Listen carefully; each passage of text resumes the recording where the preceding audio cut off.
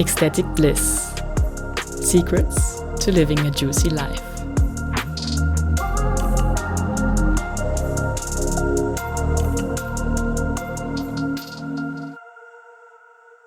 Who would you be without your identity?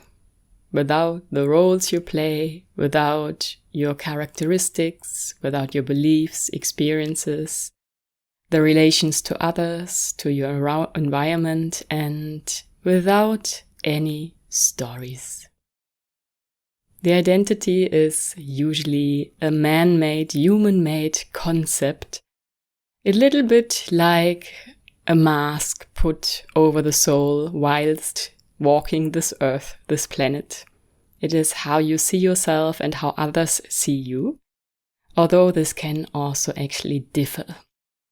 And identity is created over time. There have also been lots of studies psychologically how this is developed, and it is something with which we somehow get a more deeper grip onto who we truly are, at least before we transition into the spiritual quest of deciphering, actually what is beyond my identity.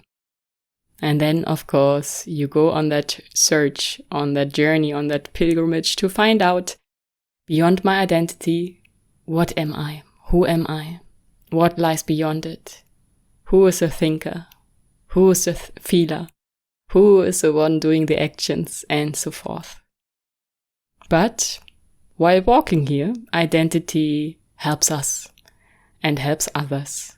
And I would argue even whenever we are incarnated or in some form, we somewhat need an identity to walk on this planet.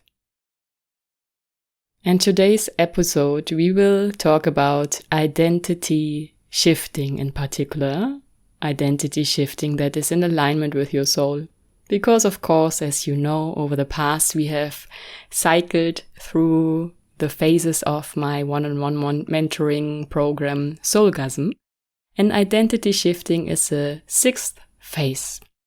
And maybe you want to listen to the other episodes as well, because all build upon each other, as do all phases.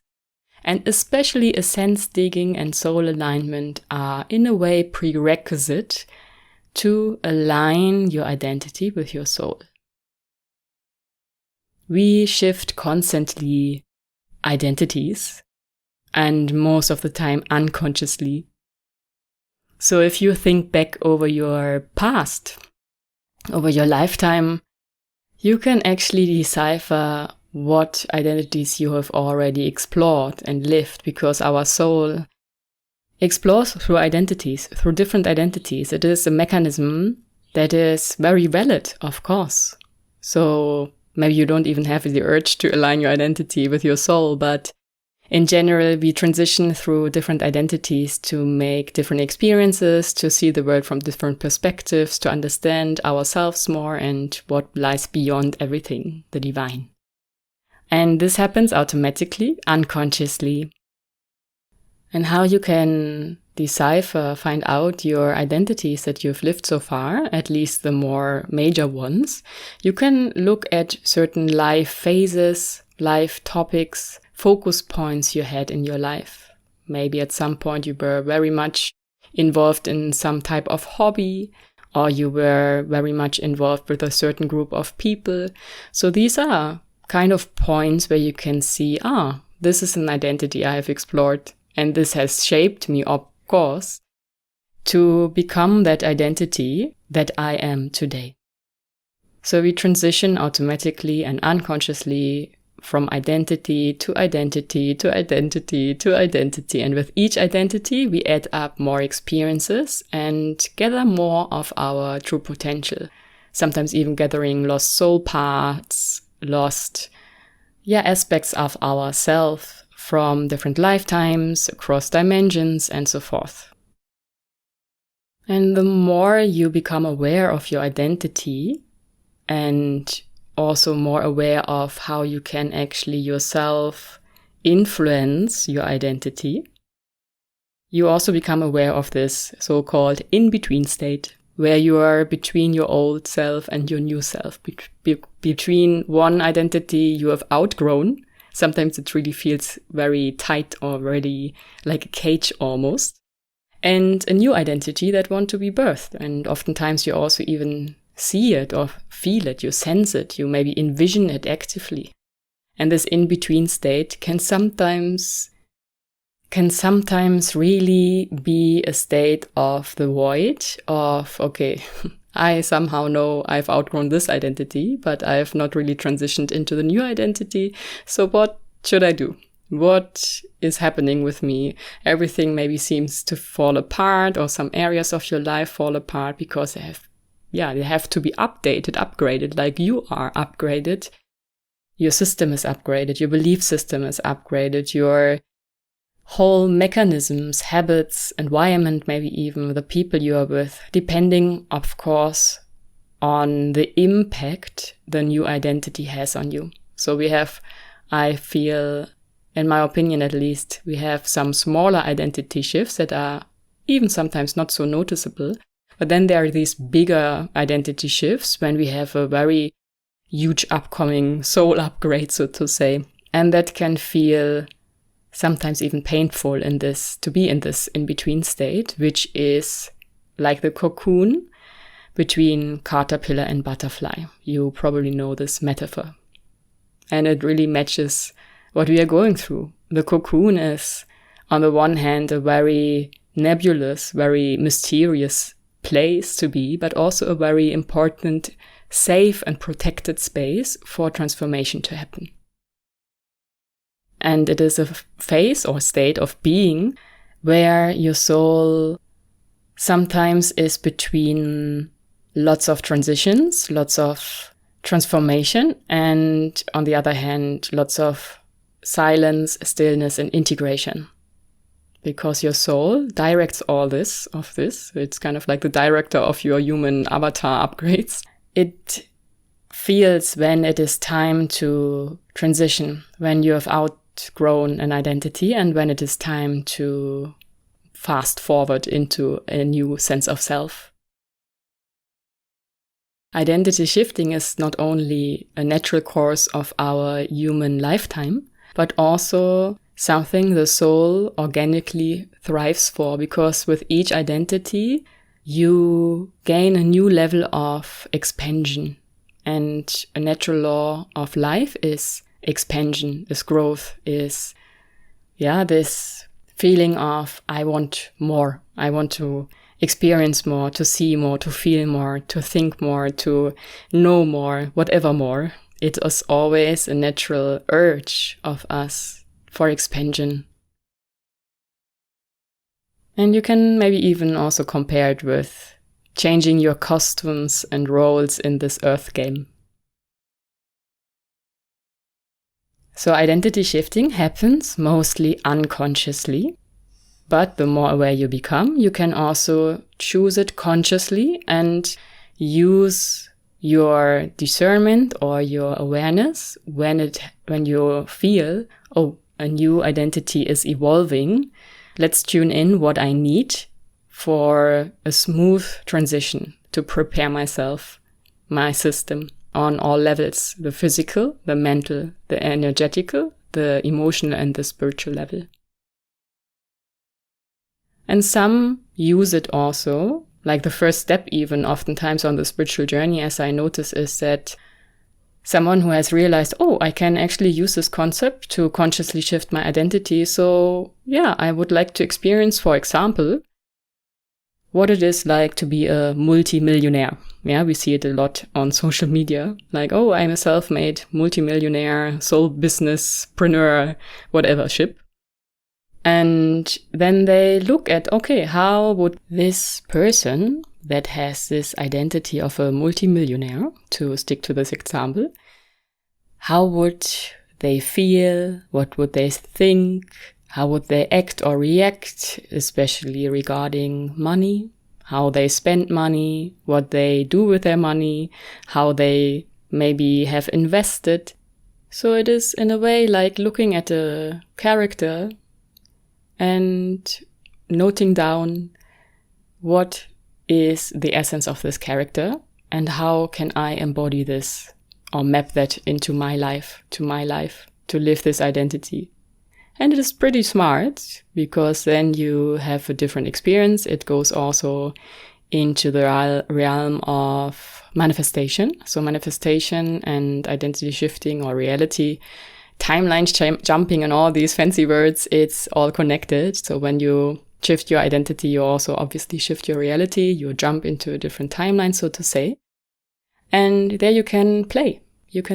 And that is a stage of or phase of the soul, I feel, for a lot of people. And a lot of people are there at the moment. When they see, oh, I have actually much more power than I thought. I have much more influence about who I am, who I want to be, and what I want to live. And after that stage comes the soul-aligned identity. That's how I call it. An identity that is in alignment with your soul's essence. And that is not based on a fictive character or something you want to experience, but it is based on your true energetic blueprint.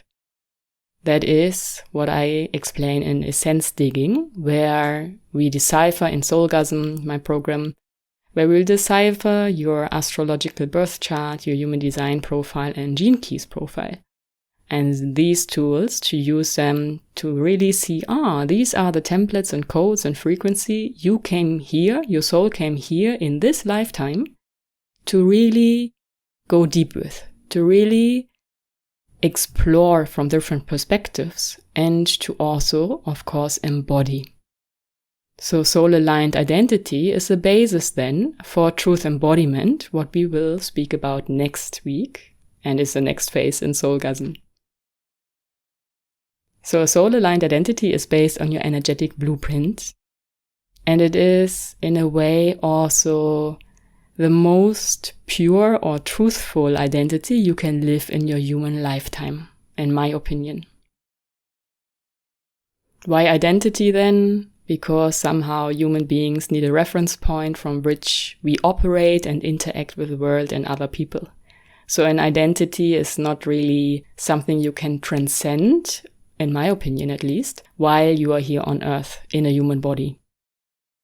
You can only approximate really living from your soul. So that's why I call it soul-aligned identity. And why do we want to live in a soul-aligned identity? Because I feel it is most natural to us. It is more heart-centered. It is more empowered. It is closer to the divine. And also I feel the time quality collectively is transitioning to exactly that, what we are thriving for, or more and more souls are thriving to, I want actually no masks anymore, no roles anymore. I just want to be me, truly me, as I came here as a soul. And that is also my journey and my work, what I share on my teachings, evolve around soul alignment. Coming back to your soul, remembering your soul. And not transcending the physical body, but using that knowledge to store it into your cells, into your physical vessel, to really emit this frequency, to live from it. Because when we do that, not only for us, it becomes more of a feeling of home here on earth, but also we become a transmitter, a transmission for others when they see us, when they interact with us, when they even come into our energetic field. They feel the vibration of truth and love, our base frequencies. So to repeat a little bit, we have an identity when we are here on earth. We transition unconsciously through different identities over time to make different experiences. When we know that we can actually influence our identity, we can use it consciously to play around with it. And when we are fed up in the way with playing, we return to a soul-aligned identity, or we try to approximate our identity with our soul's energetic blueprint. And no matter which identity shift you go through, there is this in-between state, the cocoon, because it is a very vital part of transformation, the protective space of sacred alchemy, so to say. So to navigate any identity shift, no matter where you categorize yourself, if you want to consciously shift your identity, play around with it, or are at the stage of, I just want to really live close with my soul, no matter which state you are in, there are some key ingredients, so to say, what is essential to navigate through an identity shift, or also identity death and rebirth. Maybe you can guess it. The main ingredients are surrendering and trust. As so often on the spiritual path, it is not something to be fully understood by the mind and not fully grasped by your feelings, your emotions, or any other part of yourself. It goes deeper, it is beyond that, and whenever it goes beyond, especially the mind, because we human beings are kind of trained to want to understand everything, because then we can somewhat, so we think, control more of the outcome, which is not always true, of course, is that we need to surrender and trust the divine unfolding, the orchestration behind the wheels.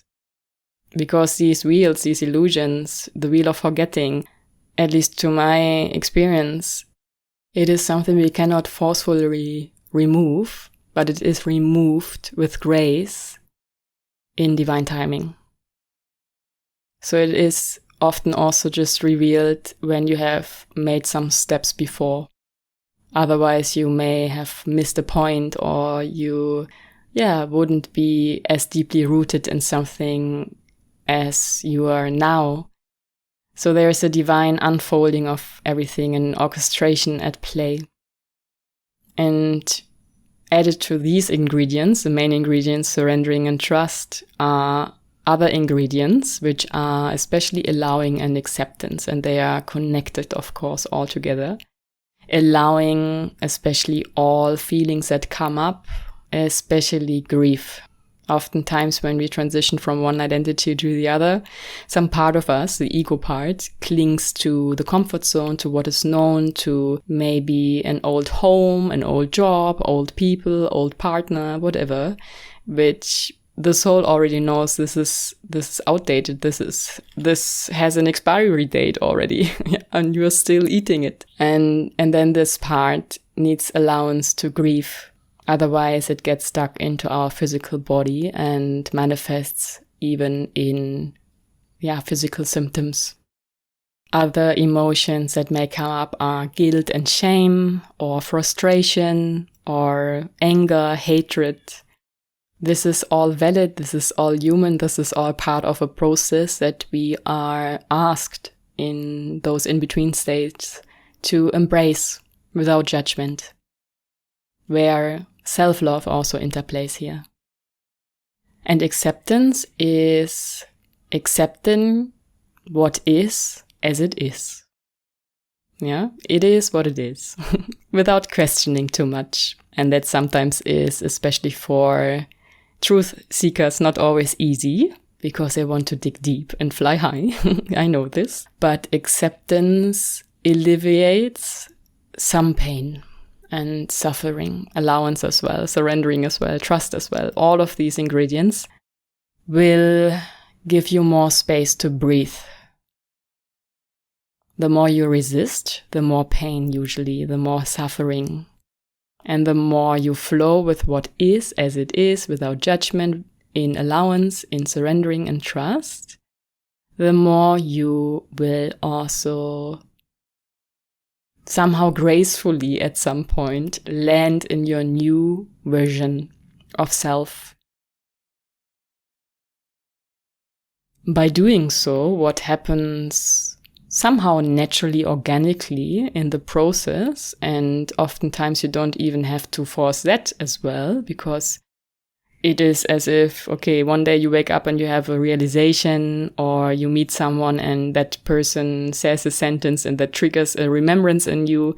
So there are some mechanisms of the divine play and your soul sending you even hints and messages what is necessary in this in-between state to get from A to B, from your old identity to your new identity. And this includes working on your belief system, on your habits and your environment, and seeing the correlation between your internal and your external world. So in the cocoon state, oftentimes it is the internal phase that starts to crumble first, that evolves first, that makes the shift. And then later, at the later stage of cocooning, comes more the external world that reflects your internal shift. That's also basic understanding of manifestation. Shift yourself first internally, frequency, vibration, and then the denser material will follow. And I know sometimes that can get very frustrating if you feel like, oh, I already feel everything inside of me and I feel my new timeline. I feel this vibration already. And why hasn't it yet manifested? And that again is surrender, trust, accept, allow. It is what it is. There is no real shortcut to this, I would say. And maybe even you can invite your inner child to be curious about the unfolding. That's one tip more. Because when you invite curiosity, it becomes, again, a little bit more like a game and not an endurance state of being where you have to be and where you feel caged in this tightness, which is true in a way, because if you see the cocoon, it has no space really to move, and you have already maybe the wings, but are not allowed to spread your wings and fly. Also to note, this transformation, this transitioning from A to B happens in layers oftentimes, so that your system can handle it. The bigger the shift, the more your system needs preparation. And here our human mind is asked to also drop any timings, any timelines of, okay, this has to happen then, or I need to be finished by then. This is not to be planned. This is a soul alchemical process of becoming, of unbecoming and becoming. And in this unbecoming state, this is also actually part of the purging process, the purging episode. Maybe you want to listen to that one. Conscious purging, which includes shadow work and ego death. And it is quite obvious that the ego must, in parts at least, die for the soul to breathe again. Which means letting go of certain attachments, letting go of control, letting go of lack mentality, letting go of forcing your becoming. And the ego death also happens in layers, for sure. The ego has many layers, and if we see us transitioning through lifetimes and have been distorted a lot, have been in illusion a lot, it takes time to realize, okay, this is actually out of alignment and this is my soul. Because sometimes we even mistake something as soul aligned when it is still ego driven. A lot I see that at least in manifestation communities, if I can say it like this, because they manifest from ego, maybe a little bit more heart-based, but still if you are so focused on external manifestation, there's still a lack of knowing within actually everything manifests in divine timing when I'm aligned with my soul and in trust with my divine unfolding and soul path. And this all together, what we talked about, comes back again to remembrance, soul remembrance. With each identity you transition, you remember an aspect of yourself. You see yourself or the essence of self from a different perspective. Because there are a multitude of different perspectives, the one and only can experience itself. and you transition through very specific outlets for it to experience itself.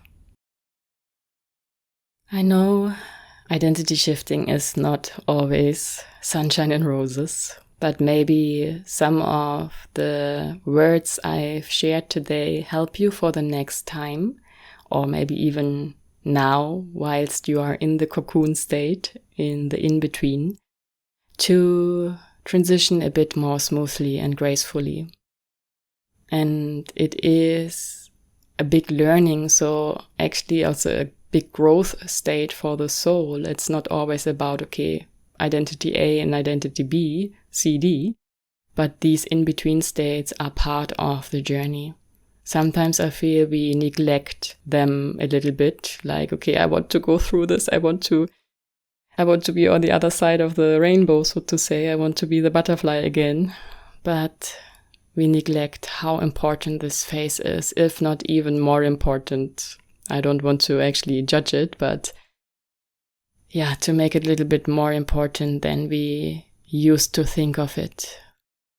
It is, from a human perspective, not always nice, not always beautiful, but instead sometimes very messy and chaotic and confusing. But this is part of our unbecoming and becoming. And maybe you can even make yourself a bit more cozy when you are in this state. And I invite you now, after this podcast episode, to give yourself some time to journal and look back at your own life. Maybe like a timeline with the age, even to see which identities have I already lived and experienced so far. And how did these identities add up to each other? Which identity I live now, and which identities I still want to explore.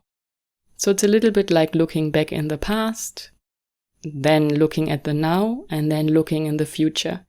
And if you're already at the stage of, I actually transitioned through so many identities, I just want to return back to my soul, then I invite you to book a vibrational match call with me if you're interested in Soulgasm, my program that I am very, very passionate and excited about, because for me, truly, this is a key for a soul-embodied, soul-aligned, truth-based, heart-centered living.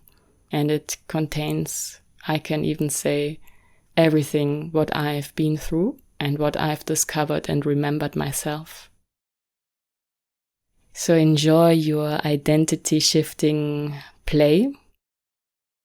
And we will transition next time into truth embodiment, which is the next step in the evolutional and alchemical spiral of Soulgasm.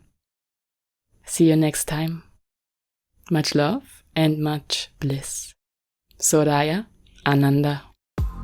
If you feel the deep pull to walk this spiral more intimately, Soulgasm, my 6-month one-on-one sacred mentoring awaits you. This is a living embodiment of all I transmit here, but uniquely decoded for your soul. Enter the portal of ecstatic bliss and unleash your personal soulgasmic reality. All details and the link to book your vibrational match call are in the show notes.